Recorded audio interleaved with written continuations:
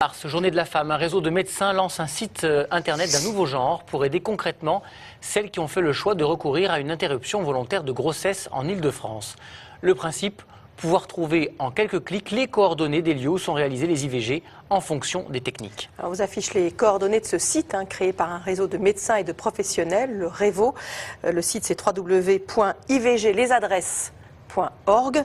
Et pour en parler, on va accueillir le docteur Philippe Fauché, qui est gynécologue obstétricien au centre de planification Bluet-Trousseau. Bonjour. Bonjour.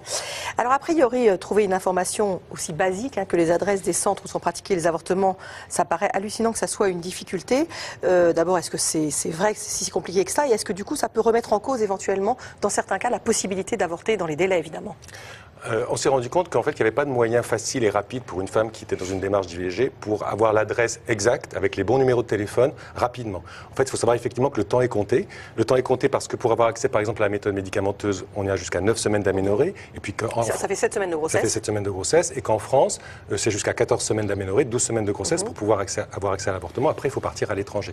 Donc effectivement, plus on peut gagner du temps et avoir surtout les bonnes adresses, mieux c'est pour les femmes. Alors, c'est Internet maintenant pour avoir un accès rapide. Et on s'est aussi rendu compte que quand on tape IVG sur un moteur de recherche, les premiers sites qui apparaissent sont des sites qui sont clairement anti-IVG, dont le but finalement est de dissuader les femmes.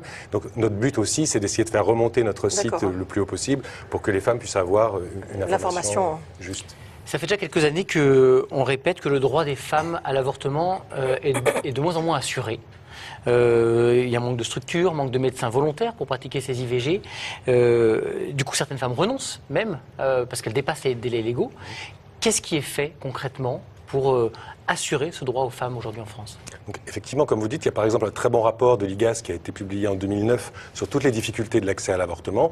C'est vrai que depuis 2009, on n'a pas vu grand-chose arriver. Alors, les difficultés sont multiples, je ne vais pas avoir le temps de toutes les dresser. Une des principales, par exemple, c'est déjà l'argent. C'est le nerf de la guerre, l'argent. Et en fait, on a constaté que l'acte d'IVG était un acte très mal rémunéré.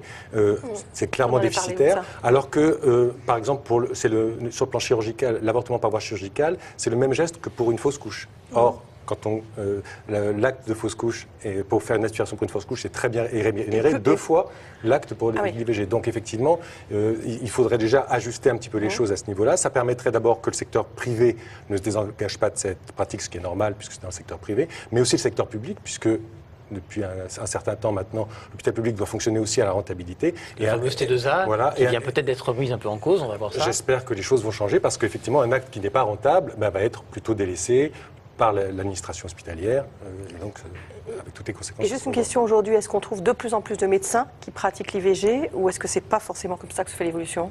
Non, l'évolution se fait clairement vers une diminution du nombre de médecins pratiquant les IVG. Au départ, l'avortement était porté par un acte militant. Les militants maintenant ils ont vieilli. Voilà, sont proches de prendre leur retraite.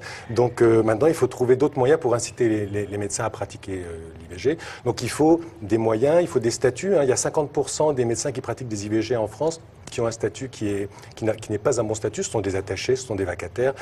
Donc il faut vraiment revaloriser le statut des médecins qui pratiquent des avortements. Il faut revaloriser la spécialité d'orthogénie en général, que ce soit l'avortement, mais aussi la contraception. On a vu récemment avec l'affaire des pilules qu'il y avait un déficit de formation, de connaissance des médecins et de spécialistes en contraception et en avortement. Et donc d'information et de prise en charge. Et d'information et de prise en charge. Merci on retrouvera l'adresse de ce site sur allodocteur.fr, bien sûr. Merci beaucoup.